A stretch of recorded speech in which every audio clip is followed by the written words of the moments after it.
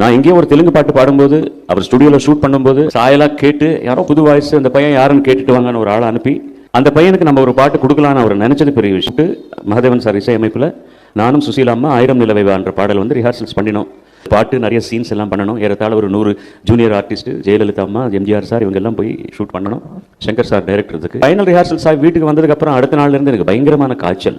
So recording 2 நாள் முன்னால் நான் எப்படி இருக்கிறேன்னு பார்க்கறதுக்காக ப்ரொடக்ஷன் ஆள் வந்தார் வீட்டுக்கு. நான் படுக்கையில் இருந்தேன். அவர் சிரிச்சார் பெருசா. ஏங்க சிரிக்கிறீங்கன்னா, இல்லை எம்ஜிஆர் சாருக்கு பாடணும்னு நிறைய பேர் ரொம்ப ஆசைப்படுறாங்க, அவரே கேட்குறாங்க, ஒன்றுமே கேட்காம நீ எங்கேயோ பாடிருக்கும் போது அவரே கேட்டு உனக்கு வாய்ப்பு கொடுக்கும்போது இந்த மாதிரி ஒரு அதிர்ஷ்டக்காரன் யாரும் இல்லைன்னு நாங்கள் நினைச்சோம். ரொம்ப துரதிருஷ்டக்காரன்னு சொல்லி நாளைக்கு ரெக்கார்டிங் என்ன நீ இந்த மாதிரி படுத்திருக்கிறியே, எனக்கு அழுக வந்தது. நான் என்ன செய்யணும்? 10 நாள் கழிச்சு திரும்பி வந்தார். சார் நீங்கள் எப்படி இருக்கீங்கன்னு பார்த்துட்டு வர சொன்னாங்க. இப்போ அப்போ ரிஹர்சல்ஸ் கூப்பிட்டாங்க திரும்ப. நான் என்ன நினைச்சேன்னா, அந்த பாட்டை அவங்க ஷூட் பண்ணணும் இல்லையா, டேட்டெல்லாம் ஃபிக்ஸ் பண்ணியாச்சு. அதனால வேற யாருக்கிட்டையாவது பாட வச்சிருப்பாங்க, போனா போது பாவன்றதுக்காக எனக்கு வேற பாட்டு கொடுக்கறதுக்காக கூப்பிட்டாங்க. நம்ம ஆனால் அதே பாட்டு தான் ரிஹர்சல்ஸ் பண்ணுறோம். எனக்கு ஒன்றுமே புரியல. அவர் கேட்கறதுக்கும் தைரியம் இல்லை.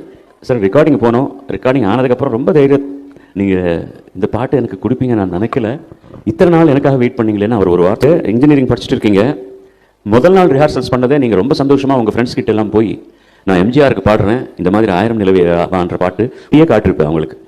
சரி, ஏதோ இந்த காரணத்தினால உனக்கு உடம்பு சரியில்லைன்றதுக்காக நான் வேற யாருக்கிட்டையாவது அந்த பாட்டு பாட வச்சு இன்னைக்கு அவங்க படம் பார்க்கும்போது நீ பாடி காட்டின பாட்டு வேற வாய்ஸ்ல வரும்போது அவங்க வந்து இவன் பாடினது எம்ஜிஆருக்கு பிடிக்கல, அதனால தான் அந்த பாட்டு வேற யாருக்காவது கொடுத்துட்டாங்கன்னு நினைக்கும் போது அது உன்னுடைய எதிர்காலத்துக்கு நல்லது இல்லை. அதனால உனக்காக நான் காத்துக்கிட்டு இருந்தேன்.